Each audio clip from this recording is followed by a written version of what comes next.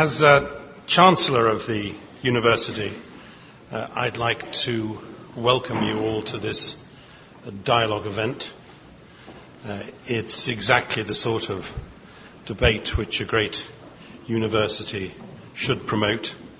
As you know, we're going to listen to a discussion about the nature of human beings and the question of their ultimate origin. The fact that there are so many people crowding the Sheldonian, the fact that there are two other theatres in Oxford which are packed, and the fact that the proceedings are being streamed live on the web to all parts of the world does underline the importance of this event. I'm told that they're listening or going to listen to you in the middle of the night in Australia. We listen to cricket in the middle of the night. They listen to these more important matters, which just shows the difference between Australian culture and British culture. Obviously, the fact that there are so many of you here this afternoon is largely because of the eminence of our debaters, Dr. Williams, Professor Dawkins, and Sir Anthony Kenny, not only one of Oxford's great philosophers, but perhaps even more important, the former Master of Balliol. It is wonderful that both Dr. Williams and Professor Dawkins, who of course have been associated with the university as teachers and scholars over the years, have come to Oxford this afternoon, have come to the Sheldonian for this debate, so we're tremendously grateful to you. Now, there are many charming things about this theatre.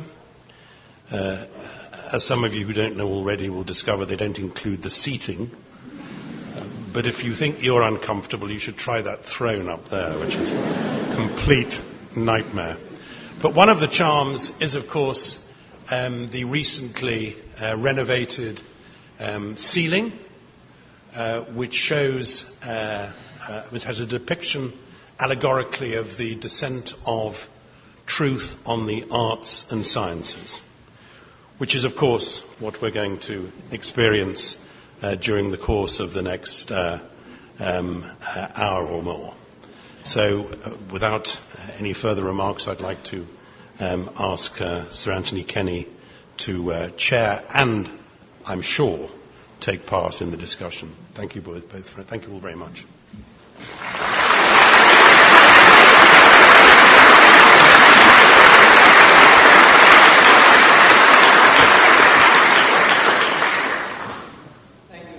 For those kind words. I'd like to make a few housekeeping remarks initially. The discussion will last until 5:30, but it will end quite promptly. We are all agreed that we would prefer there to be no applause, please, until, if you feel like it, at the very end. A number of you have been kind enough to submit questions in advance. Questions have been circulated to the three of us. And what will happen is that if at a suitable point in the debate it appears to one or other of us that a question is particularly apposite, we will then read it from the cards which have been provided. I'm sure we all have cards in our own hands, but it's nice to have these trumps which have been supplied. We are each going to make a brief introductory statement of our position, and then the discussion will, we hope, flow freely. The topic is the nature of human beings and the question of their ultimate origins. And we're going to take this pretty substantial question in four stages. First of all, the nature of individual human beings now, of all of us. Secondly, the origin of the human species as a whole. Thirdly, the origin of life on Earth. And finally, the origin of the universe. I think that should keep us going, probably. Thirdly, we will be, as it were, tracing our ancestry backwards. Neither of my fellow symposiasts need any introduction from me, but I'd like very briefly to introduce myself and say why I am sitting between these two protagonists. I'm myself a philosopher, and I'm an agnostic about the existence of God. I don't know whether there's a God or not. I'm open to persuasion, either way. I'm flanked by two people who claim to know the answer to the question I don't know the answer to.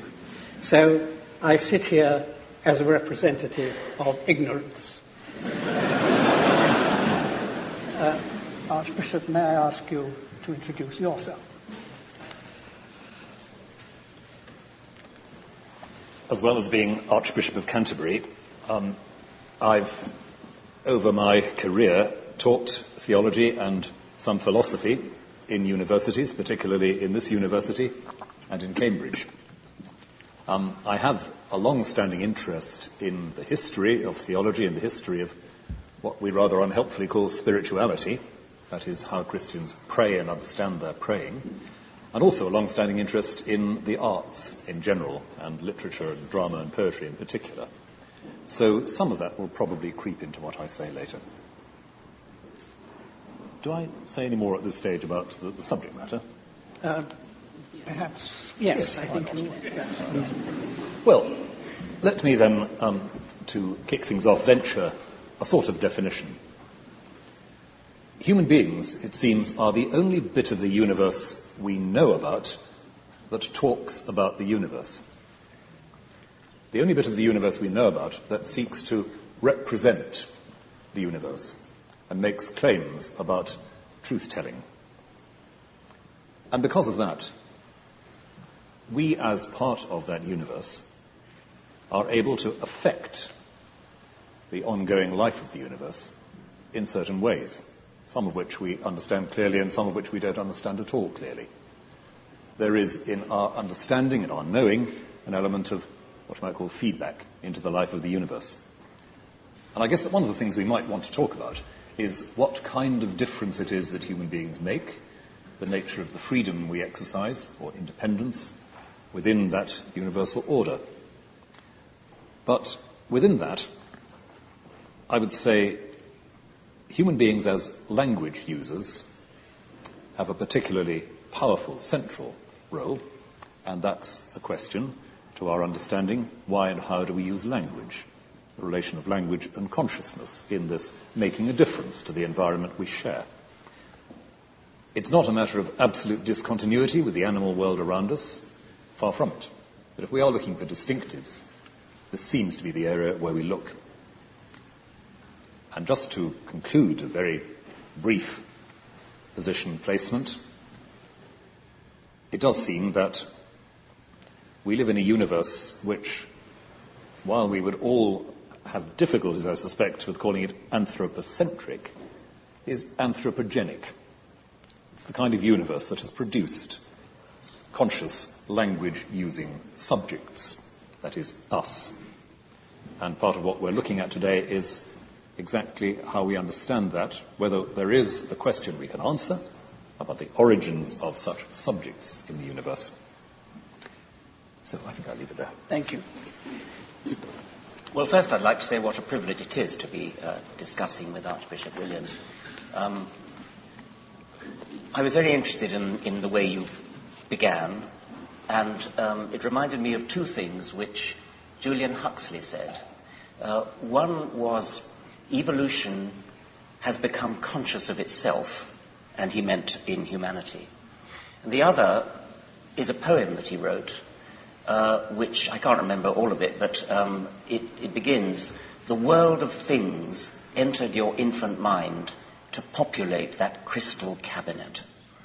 And I think that resonates with what you were saying, Archbishop, about the uniqueness, as far as we know, of humanity as being capable of, as I would put it, getting a model of the universe inside our heads.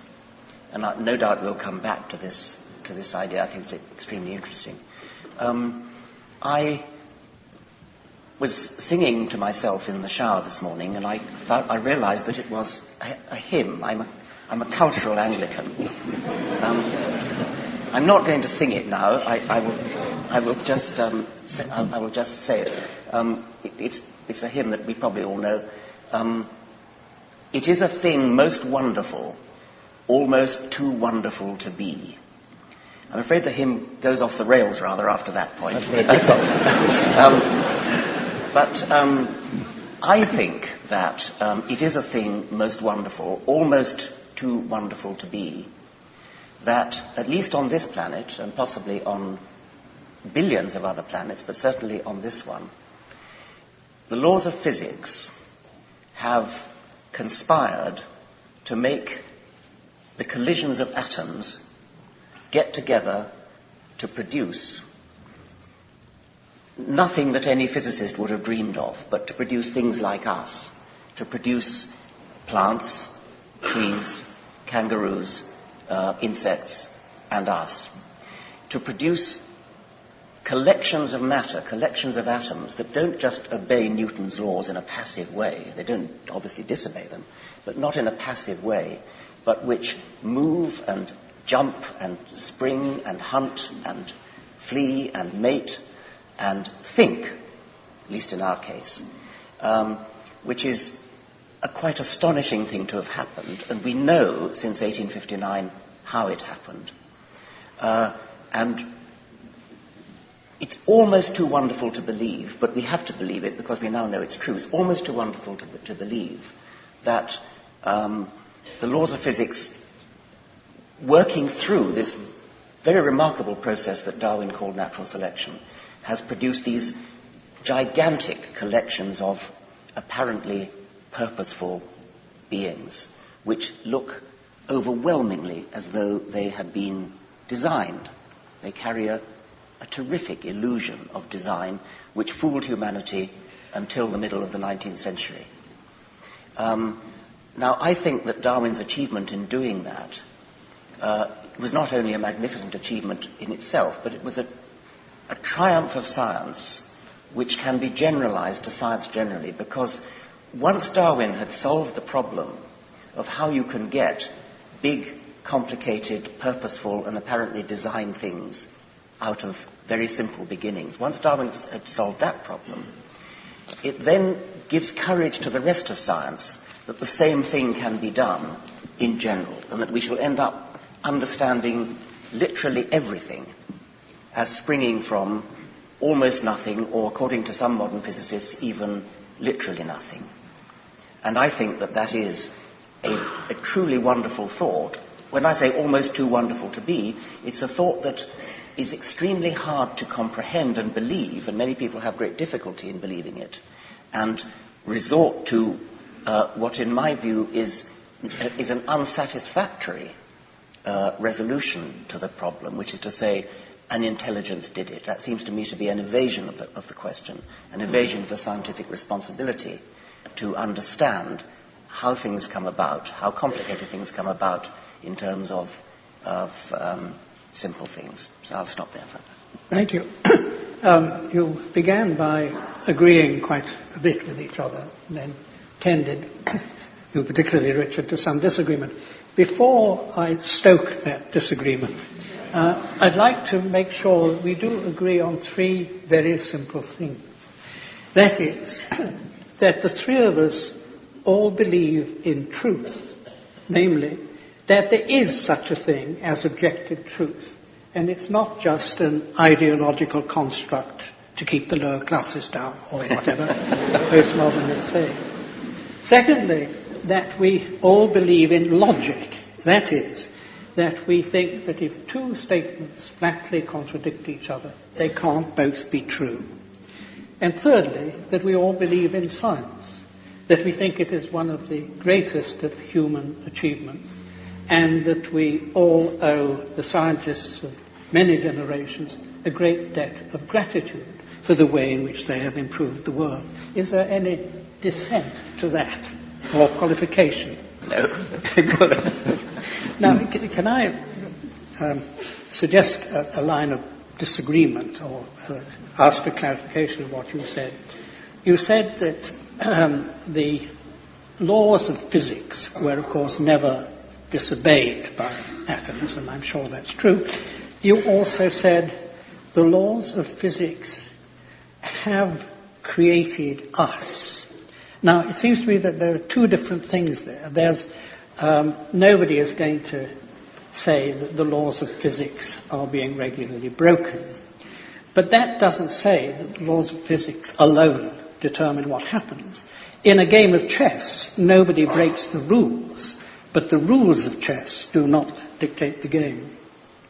That, of course, is absolutely true, and the equivalent of the rules of chess would be natural selection, the process of random variation, random change in the genetic codes, followed by non-random natural selection. And it is the non-random process of natural selection filtering the random input from mutation, which ultimately creates living things. So the laws of physics are being obeyed all the time at the lowest level, and the complexity is the same sort of complexity as when you play chess, when a computer plays chess, when a computer does anything for that matter. I mean, computers are only machines in which electrons are whizzing around obeying the laws of physics. But the layers of complexity on top of that, the layers of software complexity, produce the ability to play chess or do a spreadsheet or whatever it is.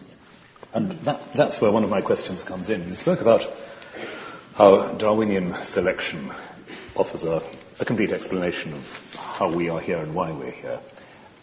Darwin doesn't seem to me to have very much to say that helps with the problem of consciousness, which both philosophically and scientifically remains an enormous area, which I don't see very much advanced in the scientific explanation of. And one of the things which makes me wary of simply saying we have recourse to the laws of physics and that's it, is the question of consciousness. What is it that grounds the first-person perspective, which we are currently sharing in this discussion? I agree that is deeply mysterious. As a materialist, I suppose I'm committed to the view that consciousness is something that emerges from brains, within brains. Nobody understands how, and I regard that as one of the problems for the future. And I think it will be solved eventually by a combination of neuroscience and computer science, probably. What I would say is that when one identifies a problem that science has, such as consciousness, and says, we don't yet understand X, and it happens to be consciousness in this case, then we should remain agnostic, as Sir Anthony has said. What we shouldn't do is immediately jump to, I don't understand it, therefore it must have something to do with God. And I'm not suggesting that we buy in God to get us a cheap get-out-of-jail card on consciousness. But what I am interested in is what it means to say that this is the kind of universe in which consciousness will happen given these coordinates. Because it seems to me that the question is not, is there some point at which God interferes to say, let there be consciousness? The question is, does an entire universe, a system of physical law which produces something not obviously physical, does that require some context of intelligence that is not simply the intelligence of one finite? I think that's the question we're going to be discussing in our fourth stage, the origin of the universe. I'll back off. Without leaping straight to God, can I ask about the soul? Consciousness is something we share with animals. A lot of the higher animals are conscious too. So if we're talking about something special to human beings, I think it isn't consciousness. But many people have thought that human beings have special souls which are different from any animal psychic organism, and souls which are immortal. Can I ask if you think that is correct? I'd want to go in between those two poles of consciousness as an obvious fact about animal life and something called the soul, and ask about self-consciousness, about the capacity of human beings to tell stories about themselves. We are beings who tell ourselves about ourselves, ask questions about ourselves. St. Augustine saying, I have become a question to myself, as a definition of the life of human spirit. We tell jokes, we fantasize, we empathize, we even pray. All of that is an activity of self-reflexive consciousness in a way which doesn't seem to fit at the animal level, and that seems to me to have something to do with the fact that some of us believe we are capable of a relationship with that unconditional creative energy that we call God. And all of those things about our self-awareness, about our self-questioning, have their home in the context of material beings who are nonetheless capable of that sort of relation. So I'm wary of talking about a soul as if it were, as in the cartoons, a rather ghostly form of the body that sort of flies away into the middle distance. And I'm happier with a tradition you'll be very familiar with, talking about the soul as the form of the body. This is how this particular kind of material being has meaning, has communicative and self-communicative capacity. And is this capacity for self-consciousness, the Aristotelian type of soul, is that created by God in each individual, or is it inherited from the individual's parents? I don't believe it's created directly by God, as if there is a list in heaven that God ticks off, sending people down in strict succession. It's something which, as several of the early Christian theologians say, emerges in the material life of people subject by subject. It's, to me, very interesting that in the 4th century you have a theologian like Gregory of Nyssa saying some quite evolutionary sounding things and saying, well, the soul doesn't come in separate. The soul is what gathers all this together when the material processes of development are complete. It's not that extra thing which has to be injected. Do you believe in a soul? Well, I think that consciousness, that phrase gathering together, is possibly quite insightful about what actually happens about consciousness in the development of a baby. And I think that there's been quite good suggestions that a baby is a sort of mixture of an assortment of different semi-individuals who gradually fuse themselves together to become what we think of as our individuality, as our conscious self. And I think there are some philosophers who feel that consciousness should be seen as a kind of illusion to bring together all the different aspects of our mind. But I thought, Archbishop, you didn't really answer what Sir Anthony was asking, because he wanted to know whether you believe the soul survives death. And you didn't actually ask me that, but I'm quite happy to come to it. I thought you did. At the very beginning, but Yes. you're quite right, I didn't in the last moment. But please answer.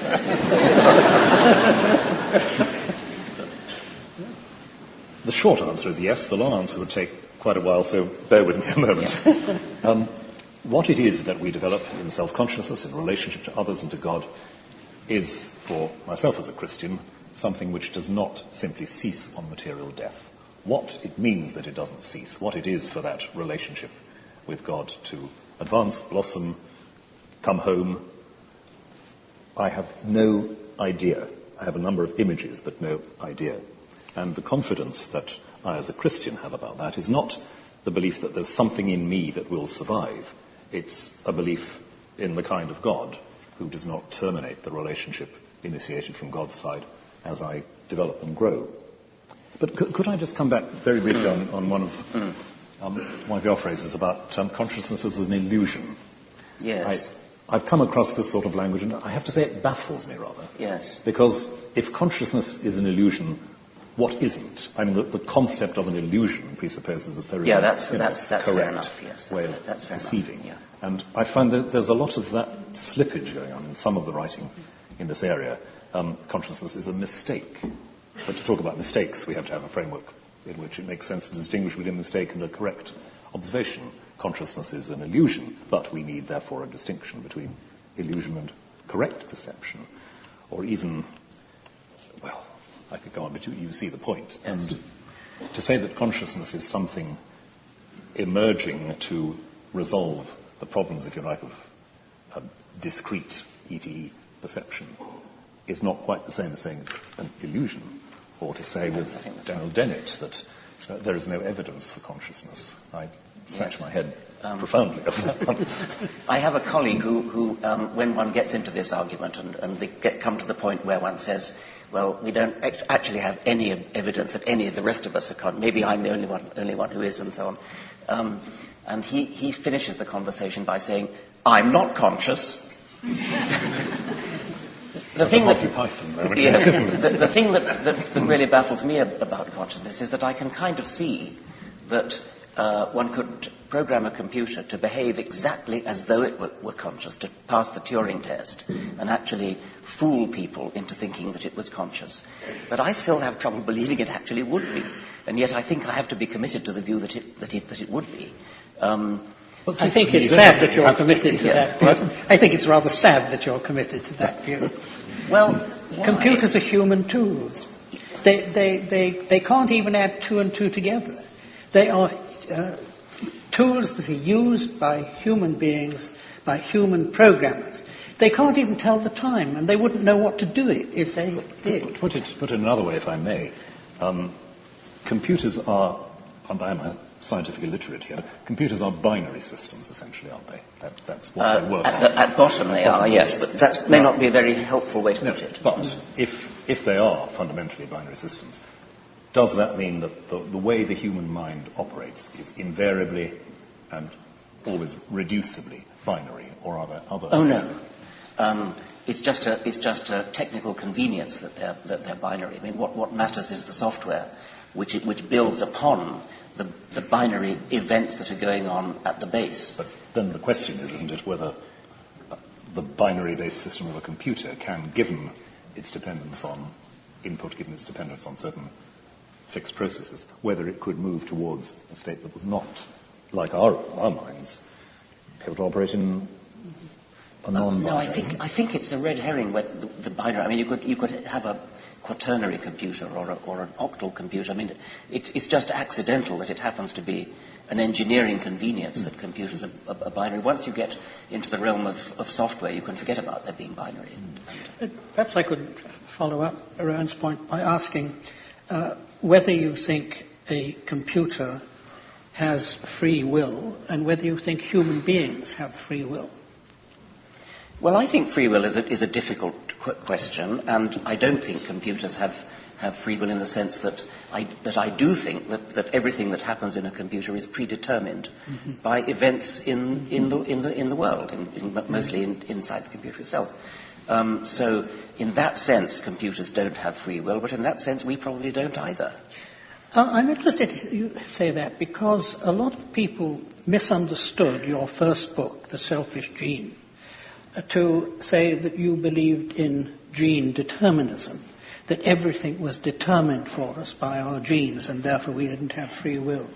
In your second book, The Extended Phenotype, you took great pains to explain that you were not a gene determinist. Yes. Well, usually not being a determinist includes believing in free will. No. The emphasis should be on the word gene. I'm not a genetic determinist in the sense that some people thought that I was saying that it's genes that make us what we are. Whereas all I was saying is that it's genes that are the fundamental unit of natural selection, which is a very different matter. You can be a determinist without being a genetic determinist. You can be a determinist who believes that events in the world, events in the universe, come together to produce everything that happens afterwards, including us, and including what we do. But that's very different. I mean, genetic determinism is a much more specific and less philosophical problem. Does it mean that in principle every decision is predictable? Well, that's what a determinist would say. Yes. Is it what you say? hesitate a little bit because of quantum indeterminacy. But I don't think that you can get away from determinism by postulating a ghost inside which takes decisions which are somehow independent of physical reality.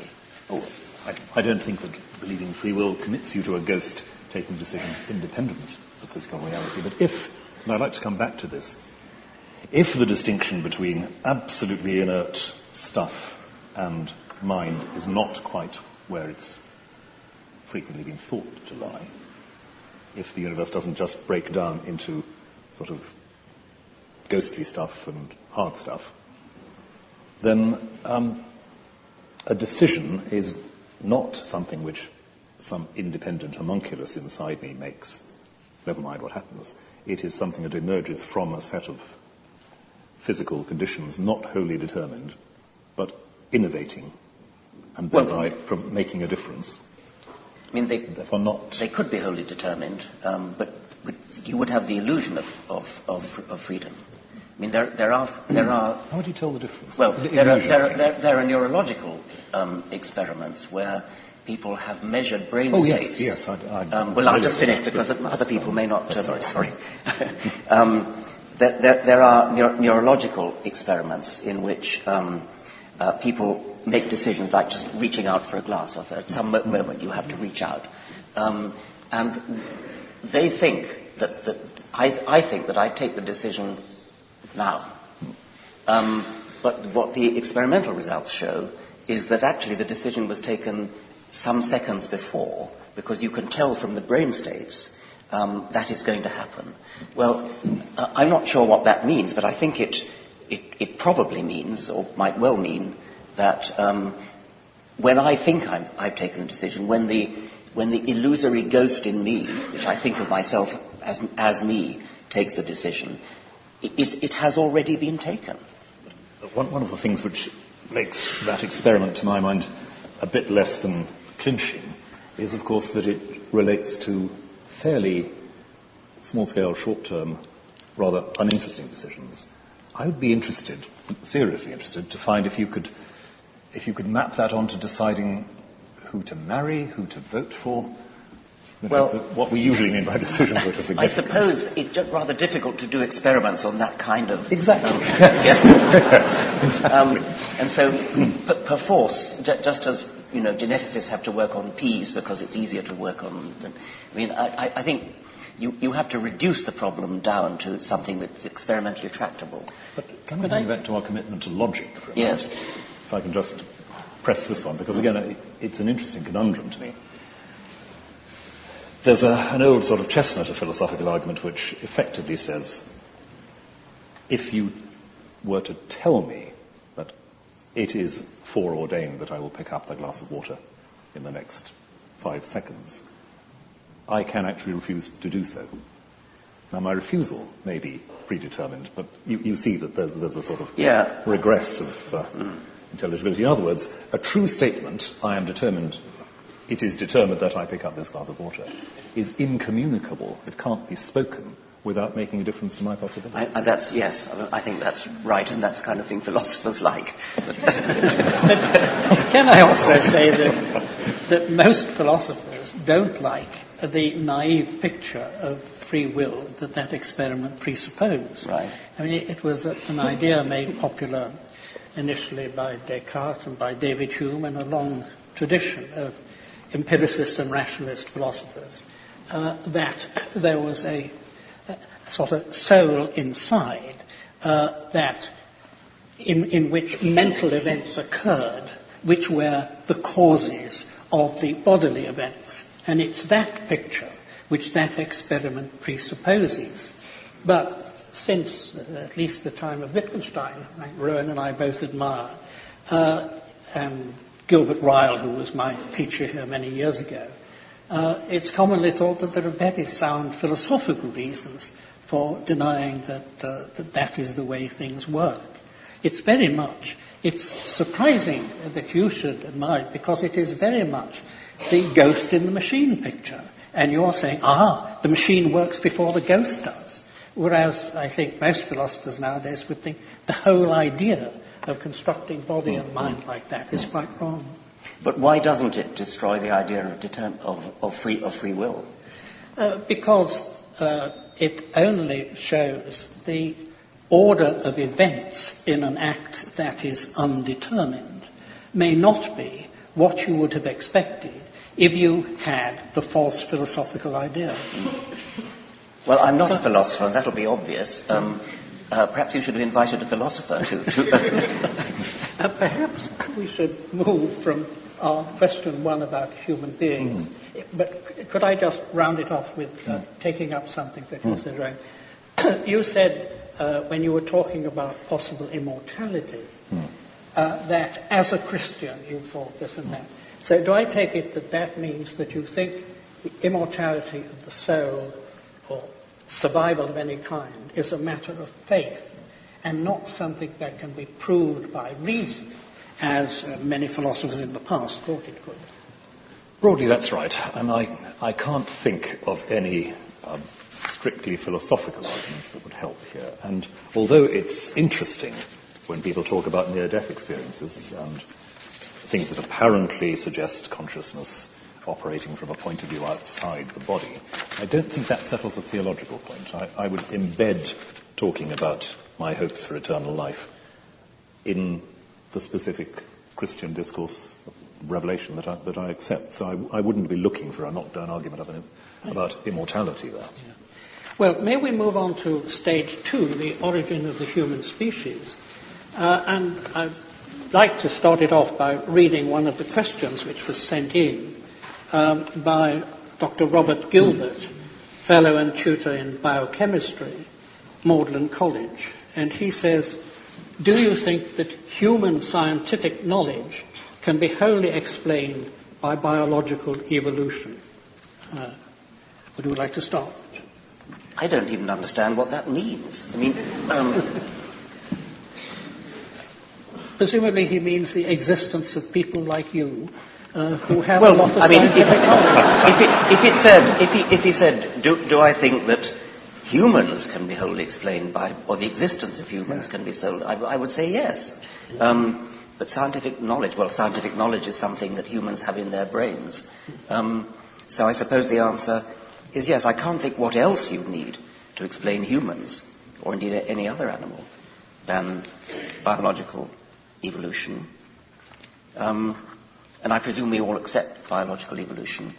Yes. I'd guess that the question might be about some of what we've just been talking about, consciousness and so forth, the capacity of a materially based mental system to represent accurately or adequately, in some sense, the structure of the universe. Is that something which biological evolution, in a strict sense, can predict? Well, I think it's very plausible that biological evolution would indeed give rise to brains which are good at analysing things, good at synthesizing things, and good at packing knowledge away.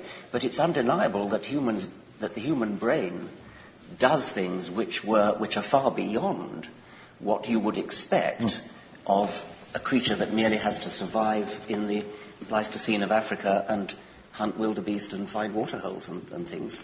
So there are strong emergent properties in the human mind which arise presumably because in order to build a brain that is good at surviving in a certain way in a mundane world, it's rather hard to build that brain which is not automatically capable of doing more advanced things such as mathematics and philosophy. In rather the same way as computers were originally designed as calculating machines.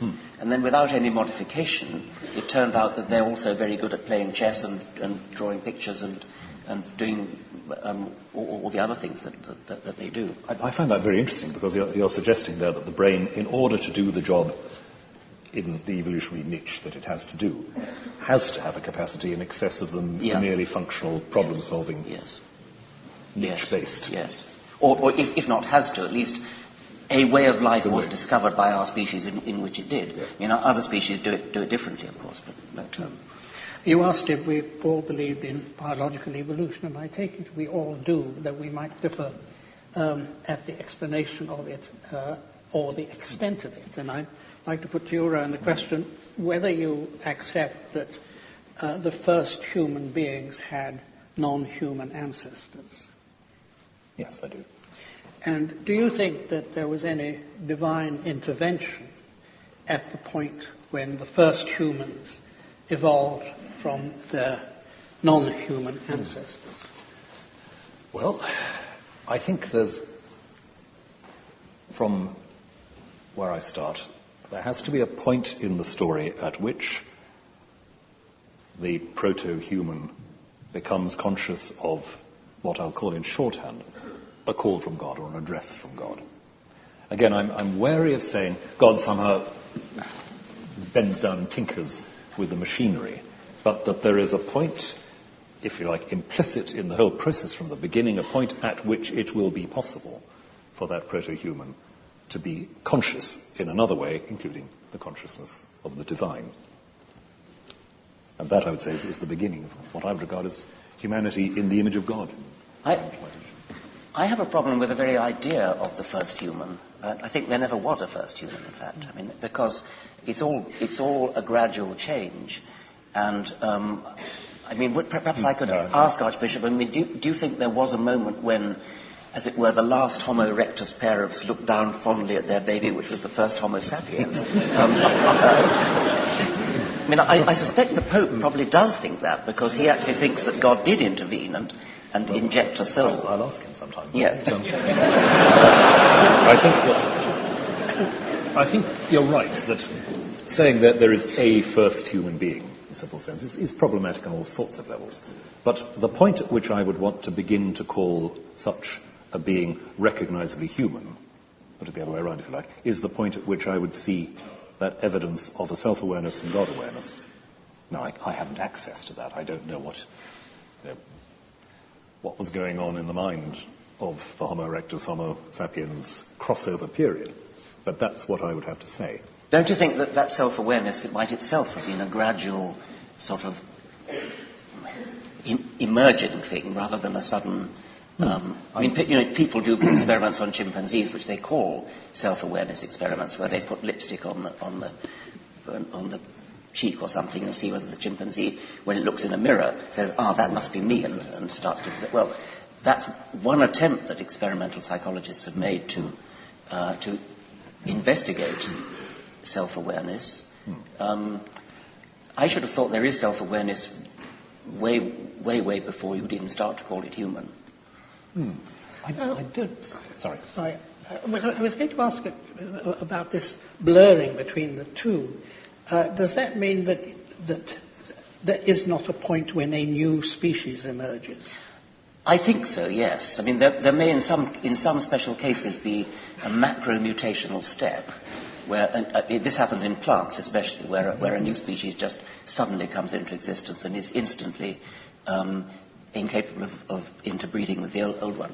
But in animals, I think generally it's not the case that there is a sudden moment when a new species comes into existence. So there's going to be happy interbreeding between not quite humans. Well, let's say humans. Suppose we did a thought experiment in which we could go in a time machine back to anywhere we like in history, in evolutionary history.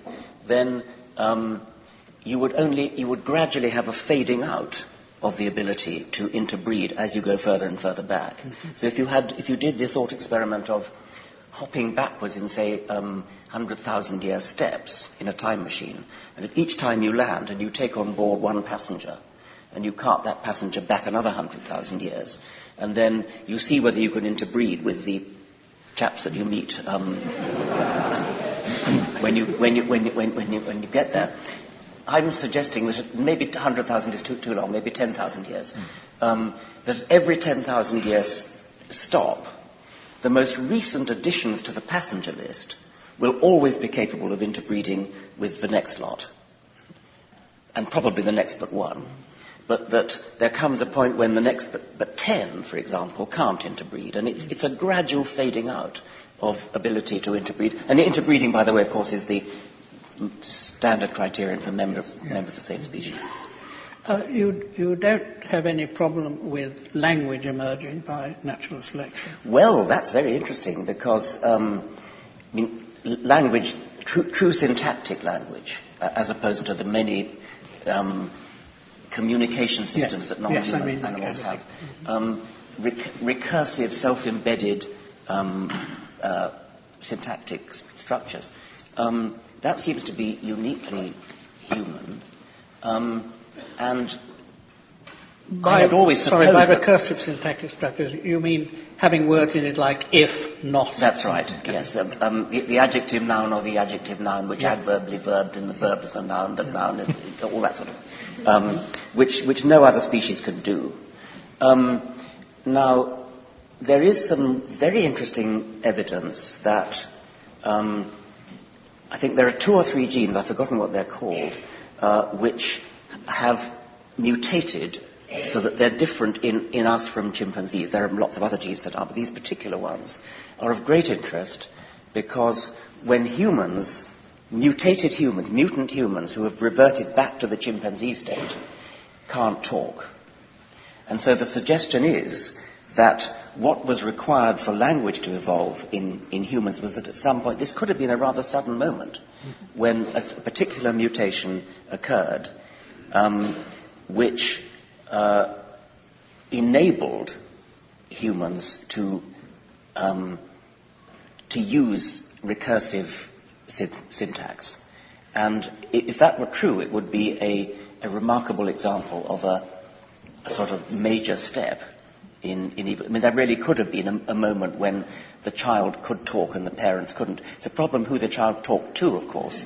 But that seems to me an enormously important question, who the child talks to, because in ordinary physical evolution, there's no difficulty in thinking that a mutation can produce an animal with a longer leg than other members of the species. Yep. I mean, you can measure the leg. But the idea that just one member had a language, given that language is a social community effort, I find very difficult. No, you can't really imagine that it would have had a language. It would have been, I mean, there have been other suggestions that the ability to do hierarchical embedment, if we can call it, started before language and was used in controlling.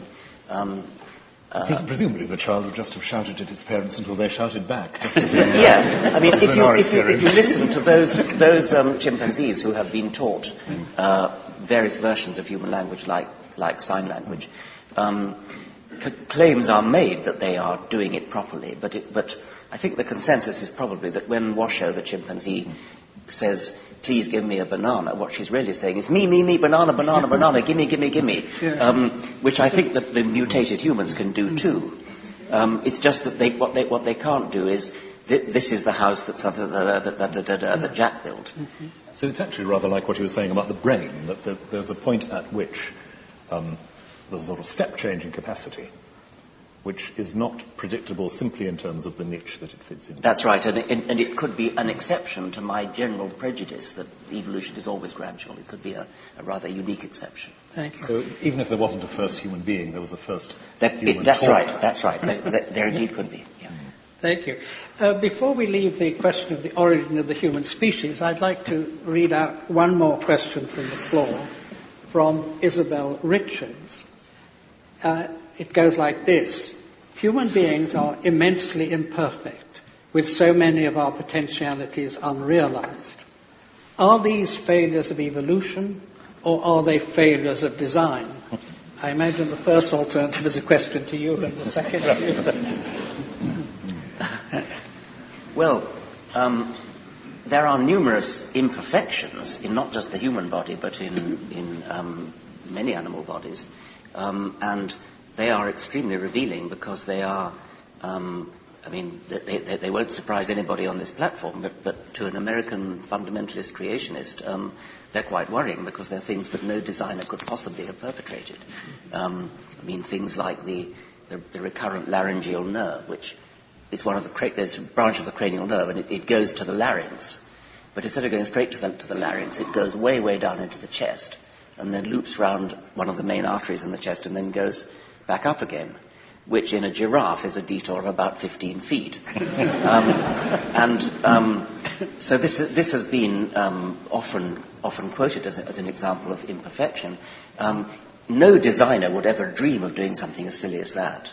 But of course, if you understand it in terms of evolutionary history, it makes perfect sense, because in our fish ancestors, the most direct route between the start of the nerve and its end organ was indeed south of the artery that it still is. And as evolution progressed, as the neck got longer, fish don't have necks, as the neck got longer in their descendants, the marginal cost of another millimetre of detour was less than the marginal cost of the immense embryological upheaval it would have taken to have jumped it over. So if you look at it in terms of history, then it makes perfect sense, and we're full of examples like that. And rather serious ones sometimes, like the imperfections of the way so many people have back pain is because we're walking upright when our ancestors walked on all fours. But I don't know if that's what the questioner means, because she says there's so many of our potentialities unrealized. Obviously, nothing that I've said has any bearing on that. I think there are two kinds of question going on here, at least. Imperfection and incompletion. Unrealized potentiality is about incompletion, isn't it? It's about the fact that there are things we might, as individuals or even as a species, conceivably do, but we can't or don't. And I don't see that that's a matter of failure, because in any system where we grow through time and develop through time, whether as individuals or as species, that's just part of what it is to be temporally conditioned, to live in time, one thing after another. Failure is, I think, another kind of question, isn't it? And it's the apparent, inefficiency or irrationality, in a rather loose sense, that you've just described in terms of the religion. But I almost wonder whether she means something like the Christian, I don't know, we're all imperfect because of original sin or something like that. I mean, that it is part of Christian theology, isn't it, that humans are all born in sin and sinful until redeemed. And could she mean that? I think Isabel Richards is probably here. Perhaps she could tell us what she means. Hi. Well, I think that the context of the question, when posed, was when we think about potentialities that are unfulfilled. The context originally of the thought of this question was, when a mother has a child and the child, for example, dies without being able to fulfill what could be its full life, and that there are these tragic moments in people's lives, and you, as humans, want to try and explain or to try and come to terms with what those things mean. And I think the question is based around, do we need a sort of explanation for the fact that those things are unfulfilled? Is that something that evolution will eventually, for example, get rid of? Is there some sort of end game, or is on the other hand, I think you've made clear the question, and I think it is much more a question to the Archbishop than to... Well, my answer would just be, it's tough. Stuff happens. So evolution... Can we let the Archbishop answer, please? I think I might feel obliged to say a little bit more than stuff happens. Yeah. Because you're asking, of course, the most fundamental question about, if you like, the emotional coherence almost of religious belief, how it's compatible with the fact that lives are cut short in terrible circumstances. I haven't got a mega theory that will sort this out. I have a kind of bottom line of understanding that in a world where change and chance are, from the point of view of any individual, uncontrollable, tragic accidents happen. That there is no way, or perhaps that's just an elegant version of stuff happens. I hope it's not quite that. But that is one of the things that happens in a world where we are not in control of our circumstances. I mean, it's of course inherent in the very idea of natural selection that distress happens. Far from evolution getting rid of the problems that you're talking about, it's the very essence of natural selection that that unfortunate things happen. Death, non-random death before reproduction, is what natural selection is all about, and it's tragic. And if one looks around the world and sees the sheer amount of suffering that there is in the animal kingdom as well as in the human, it is exactly as you would expect it to be if it were just the blind forces of nature acting, if there were no overarching purpose in the world. It's one of the strongest points one can make, and Darwin himself said it, that I find it impossible to believe in believe that the Ichneumonidae, that's a family of wasps who torture their victims in horrible ways, could be created by a beneficent deity, something like that. It's utterly foreign to the scientific way of thinking to say, oh, isn't the world terrible? Shouldn't evolution do something about it? It's because it's terrible that evolution produces the results that it does. So this really is much more of a problem for you, isn't it? I think it is. And also the point that Richard made about, as it were, design faults. I mean, our eyes having been put in backwards and that kind of thing. They make, but perhaps you don't believe that the universe was actually designed. All we've got to go on when we use a word like design is what it's like for us to design things. And that's a fairly short-term exercise with controllable material. I don't know, for obvious reasons, what it might be like to create a universe. I avoid the word design there. That there should be a universe which is intelligible, that it hangs together, that in various ways its processes converge to certain ends. Yes, that's part of what I mean by believing that God created the universe and that our God is an intelligent God. That involves God in what I'd call the micromanagement of the process, so that there are, rapid excursions to adjust the mechanisms when they're not doing well. That I find very difficult, because it runs straight into the worst, morally the worst kind of case that you're talking about. If God can do that, why doesn't he do it more? Can we move now on to our third topic, the origin of life? How did life originate on Earth? And it seems clear that the origin of life can't be simply explained in Darwinian terms, because Darwinian explanation assumes true breeding populations. Yes. So this seems to me rather more of a difficulty for you than it is for yes. the... That's of course true. Natural selection explains an enormous amount once it gets started, but it can't start until you've got genetics. And so there has to be a kind of protogenetics before there's life, meaning that there has to be self-replicating molecules, is probably the best way to put it. And so the whole enterprise to understand the origin of life is an enterprise to imagine what it was like in the sea, probably in the sea anyway, in the world, before there was life, when there were molecules bumbling around and self-replicating molecules that made copies of themselves came into existence by sheer luck. This is an event that only had to happen once, unlike all the subsequent things that happened in evolution, where there's a repetition billions and billions of times of the same kinds of things going on. The origin of life would have been, I'm not saying it was a unique event, but it doesn't have to be any more than a unique event. Once that happened, then the whole process took off. Nobody knows how it happened. There have been various theories about it, and the currently most fashionable theory is the so-called RNA world theory, where the idea is that the original genetic molecule probably wasn't DNA. It almost certainly wasn't DNA. DNA is too complicated.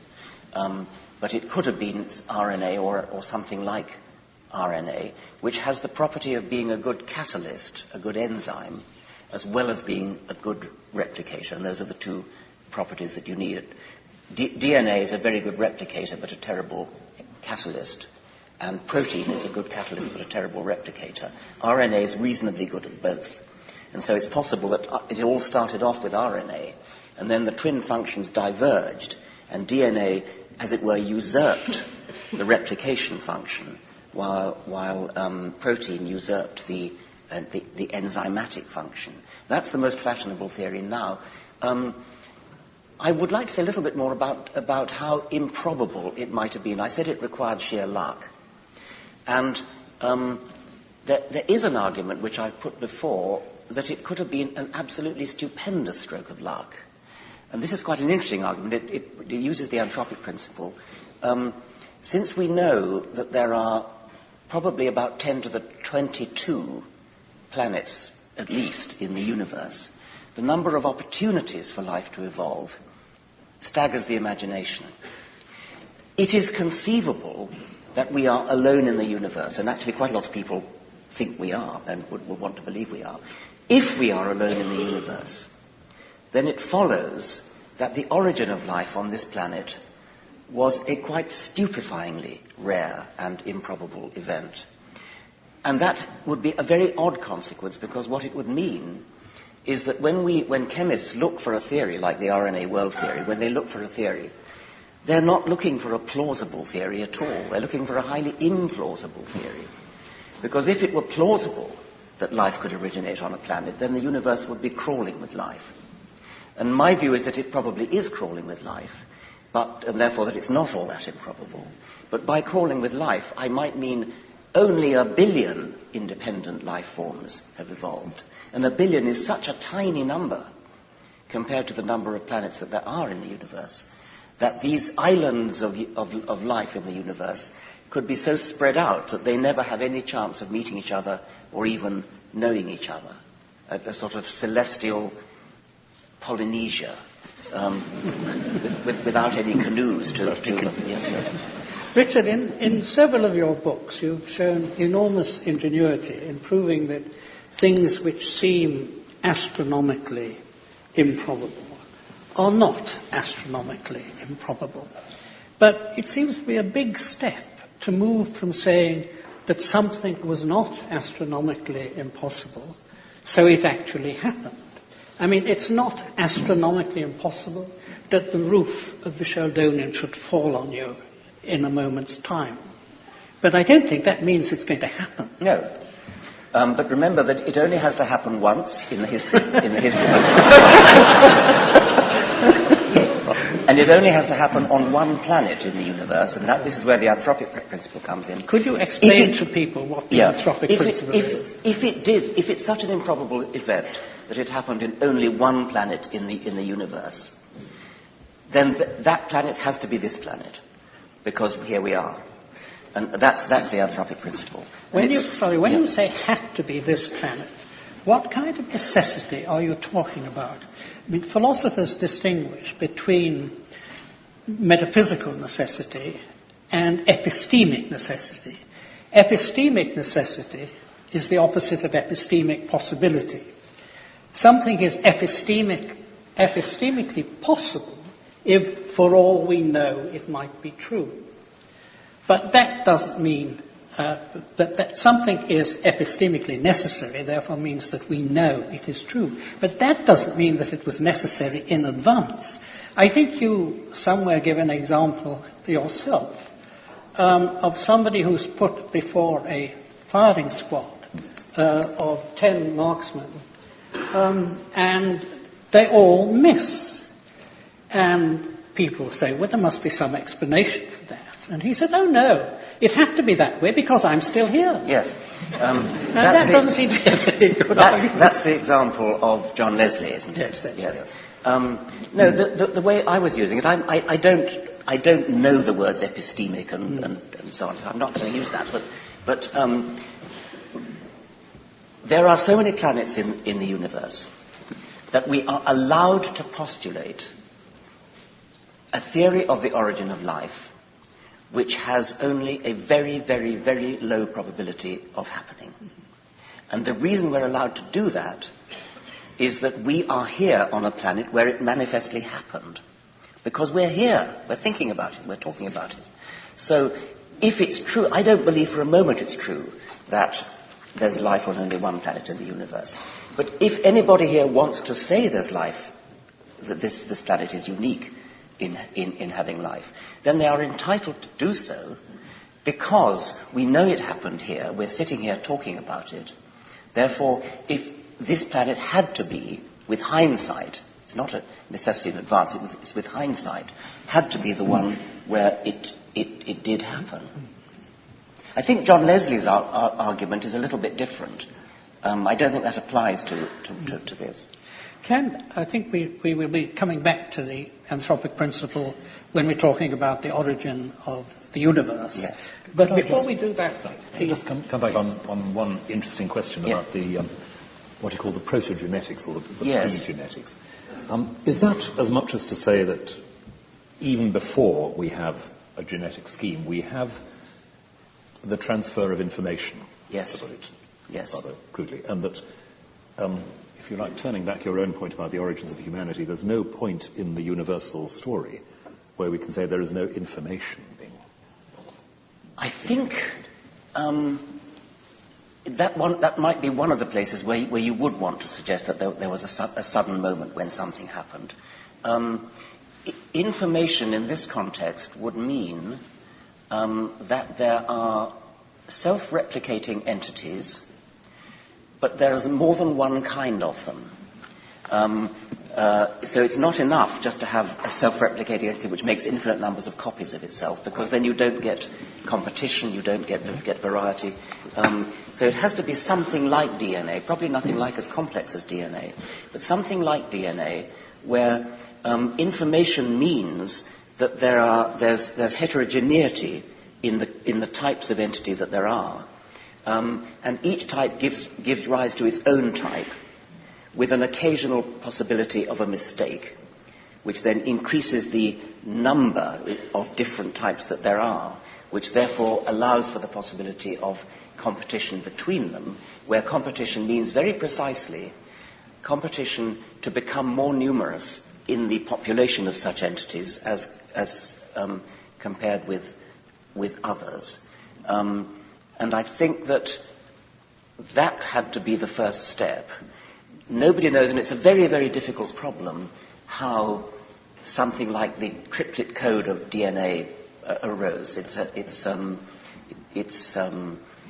often described as possibly a frozen accident, that once the cryptic code had arisen, then it couldn't be changed, because any change would be completely, immediately disastrous, catastrophically disastrous.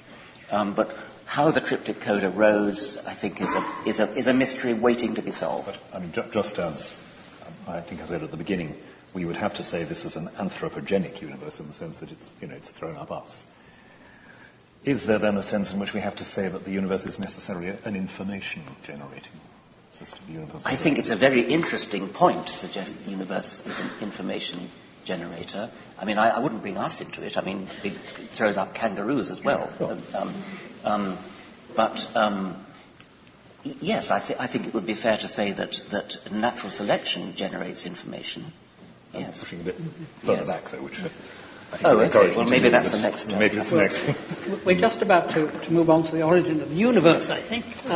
But there's a bridging question here from Berry Billingsley. It says, surely if the truth is that the universe is billions of years old and life evolved, it would have been better when the Bible was written to say nothing about how humans began. Did the writers essentially get it wrong? It's probably one for me. I can't imagine that the biblical writers were, if you like, faced with a set of options, including telling the truth that the universe is billions of years old and saying, oh, that's too difficult. The writers of the Bible, inspired as I believe they were nonetheless not inspired to do 21st century physics. They were inspired to pass on to their readers what God wanted them to know. Forgive the naked theology here, but I might as well come clean. And that means, reading the first book of the Bible, what I look for is the basic information, in a slightly different sense from what we were talking about just now. The universe depends on God and God's freedom. Humanity has a very distinctive role in that universe, and from the first measurable moment, humanity has made a rather conspicuous mess of that role. That's where the Bible begins. That's That's what I need to know, so to speak.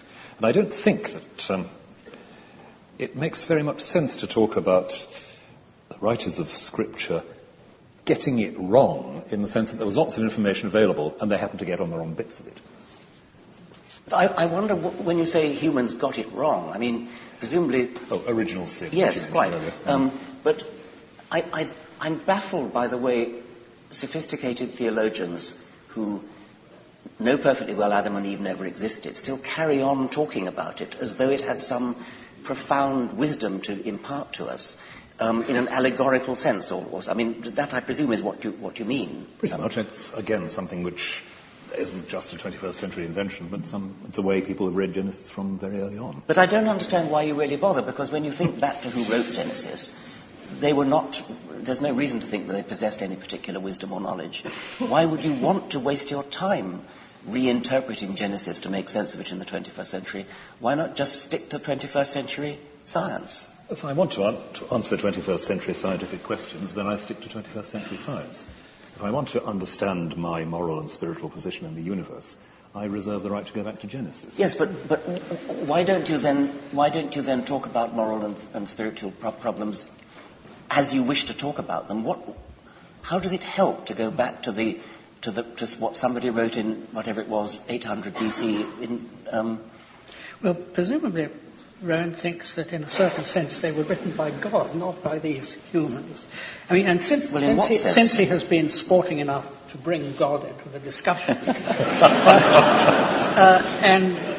you, I think, Richard, believe you have a disproof of God's existence. No, I don't. You were wrong when you said that. I constructed in the God Delusion a 7-point scale, of which 1 was I know God exists. 7 was I know God doesn't exist, and I call myself a 6. Well, why don't you call yourself an agnostic then? I do, but I think it's. You are described as the world's most famous atheist. Well, not by me. Not by me. But can I ask you to right, spell out your argument? 6.9. Your Boeing.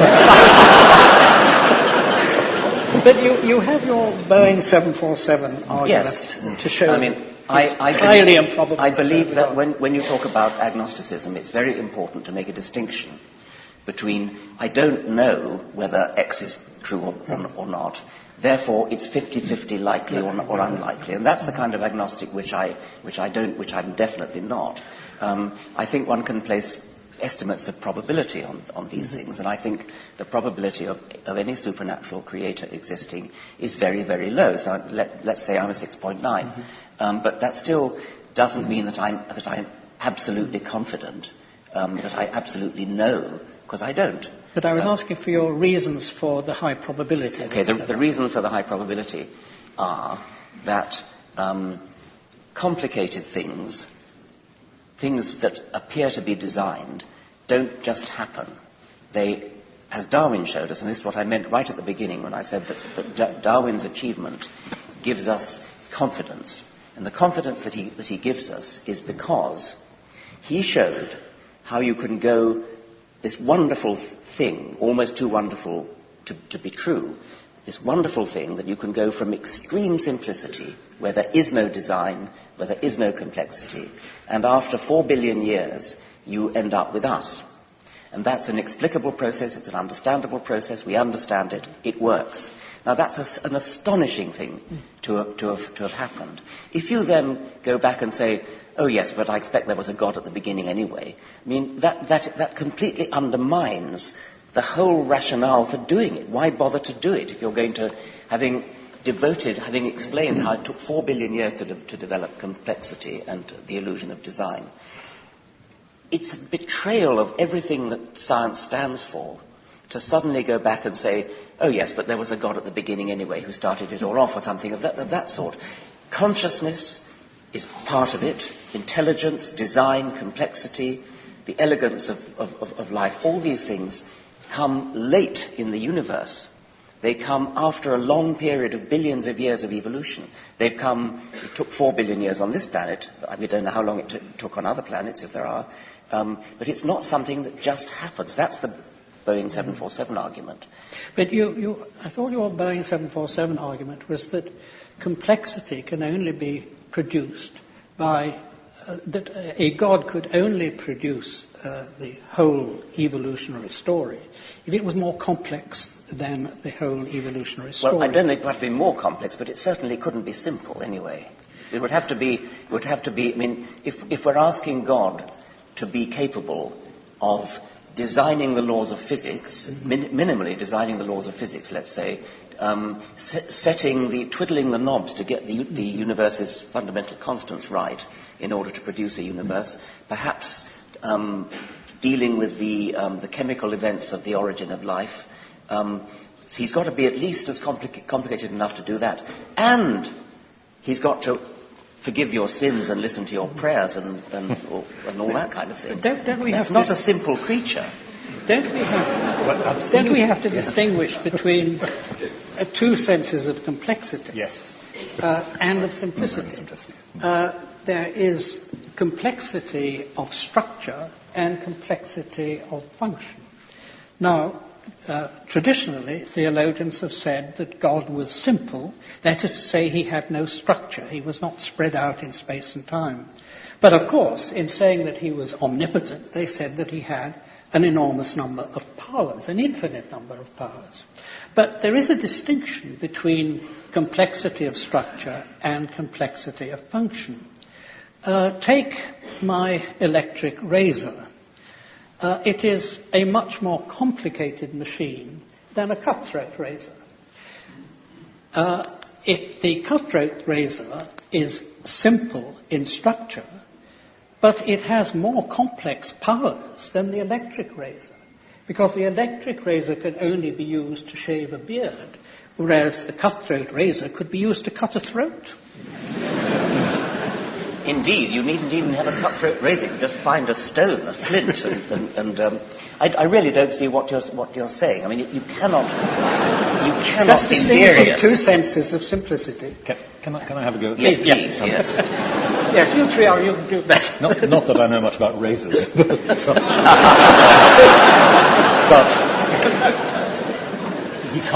he can't be a simple creature, you say. Well, in a sense, obviously not. We're not talking about a creature. We're not talking about a single structure or a single element within the system. We're talking about whatever it is that sustains the entire system. And I think what Tony was reminding us of is that long philosophical tradition, sorry to go back to philosophy again, which says God is simple in the sense that God is not the result of any process. It's not things that have to be put together. God is such that within that unconditioned actuality that is God, all sorts of things are possible in what he subsequently does, engages with. And that's the sense of simplicity I think that theologians and philosophers have been looking for. I was very struck by your discussion of complexity and simplicity in the God delusion, and had to sit down and think a bit about why I didn't think it was quite on the ball here. But I don't think the language of simplicity, as just defined, is nonsense. If you're talking about something which does not come to be, in the sense in which you might say that what David Bohm calls the implicate order of the universe is simple, that is, it's not the result of a process. It is what it is, with all the complexity in it. It's not something that has been put together or brought into being. I have to say that I think the doctrine of divine simplicity is in flat contradiction to most of the other attributes that theologians attribute to God, but I just want to put in a note of dissent. Yes, well, I agree with that. What I can't understand is why you don't see the extraordinary beauty of the idea that we can explain the world, the universe, life. We can explain it from, well, physicists are now telling us starting from literally nothing. I mean, that is such a staggeringly elegant and beautiful thing. Why would you want to clutter up your worldview with something so messy as a God? Because the starting from nothing is so baffling. Interesting you say clutter, because I entirely agree about the elegance and beauty of what you're talking about. I was, if I may say so, I was happy to quote you in a Christmas sermon a couple of years ago on this subject, because, if I may say so, you write wonderfully about exactly that elegance and that beauty, and it's a delight to read. And I find I'm, inspired by that. I don't see clutter coming into it at all, for the simple reason that, as I say, I'm not thinking of God as an extra that has to be shoehorned somehow into this. Which is exactly how I see it. I mean, yes, well, that's where we disagree. Could I just ask one final question before handing over to Professor Henry Brook?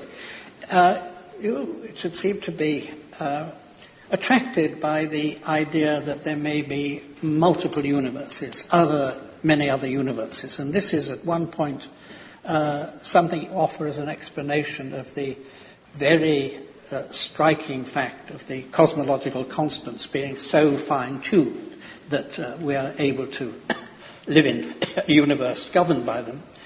Now, it seems to me that intelligent design on the one hand and multiple universes on the other are exactly on a level. They are both metaphysical hypotheses, because these other universes cannot be amenable to scientific investigation. Otherwise, they'd be our universe. And I'm not against metaphysics. I'm a metaphysician myself. But it does seem to me that if one ought not to teach intelligent or even mention intelligent design in science classes, one ought not to teach or even mention multiverses. Well, there are no doubt physicists here who will give us the evidence. It's not just that multiverses are invented for the purpose of explaining why the physical constants appear to be finely tuned.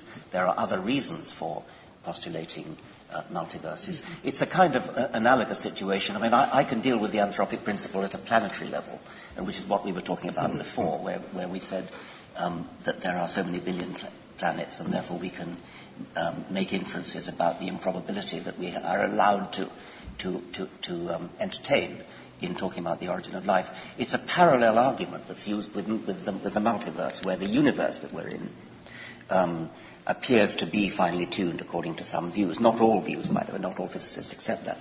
And therefore, in a rather analogous way to how I use planets, there are some physicists who postulate many universes in which each universe has its own versions of the physical laws and constants, and then by the anthropic principle again, we have to be in the kind of universe which is capable of giving rise to us, and therefore it's no surprise that we are. That's only one way in which physicists deal with that question. There are other ways that other physicists do. I think we're about to have to wind up. I just ask you, Rowan, if you would like a final word before we ask Professor Brook to... I'd love to talk more about the universe and multiverse question, but if I could just go back for a moment to the clutter question. Because I do think you've put your finger on one of the things that does seriously divide us. For me, the elegance and the beauty you talk about is an elegance which is, if you like, simply framed by the sense of a God who is, if you like, let's call him the combination of love and mathematics for these purposes, producing this sort of elegance, eternally, unconditionally. And I feel for that vision of the universe in the hand of God very much as you feel for what you've been talking about in terms of the elegance and beauty of the scientific explanation. That is, for me, at least as much worth contemplating, enjoying, not just investigating, but enjoying, as the scientific picture you've sketched. Thank you very much. Thank you, Richard. I think Professor Brook is going to say a few words to close the session. Chancellor, guests, colleagues, ladies and gentlemen, as joint convener of Oxford Sophia Europa Group, I'm honoured to propose this brief vote of thanks to our distinguished speakers. They've surely met our highest expectations for serious dialogue on a subject that in the blog sphere so often attracts the angry and the opinionated. Charles Darwin declined to discuss humankind in his Origin of Species, declaring it a subject too riven with prejudice. In a culture that now contemplates the prospects for post-humanism and transhumanism, prejudices still abound. How refreshing, then, to witness an engagement of the quality we've experienced this afternoon. And how appropriate that it should have taken place in a university with which each speaker has been intimately associated, and where the proper study of humanity requires the insights of many disciplines. As a historian of science, I might perhaps be permitted a moment's reflection on how high-profile events of this kind leave their mark.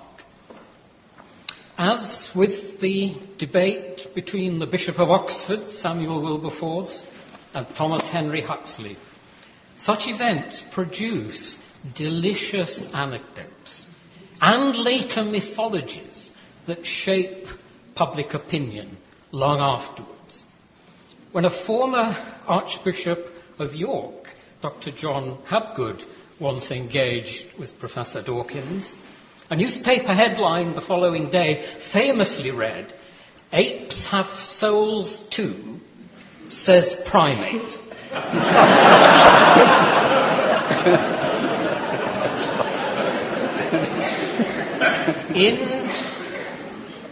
In such debates, there can be no easy victories. Of that contretemps between Wilberforce and Huxley, it was reported at the time that each had found a foe worthy of their steel and made their charges and countercharges very much to their own satisfaction and the delight of their respective friends.